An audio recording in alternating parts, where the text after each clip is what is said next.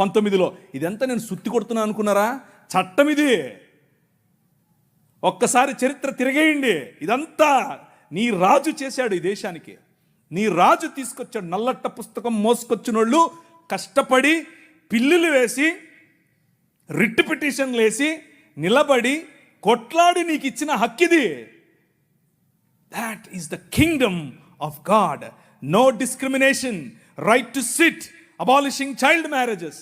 ఇలా చెప్పుకుంటూ పోతే ఎన్ని చట్టాలు చేసాం మనం. రైలు మనది, పోస్ట్ ఆఫీస్ మనది, ఐఏఎస్ తెచ్చింది మనం, ఐపీఎస్ తెచ్చింది మనం. తెలుగు భాషను మ్లేచ్ఛ భాష అన్నారు.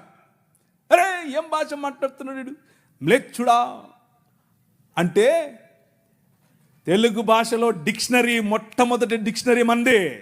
మీ నాయన రాజు, ద కింగ్, మనం ఇచ్చాం. CP brown, he was a machinery. ఆయన కలెక్టర్ మాత్రమే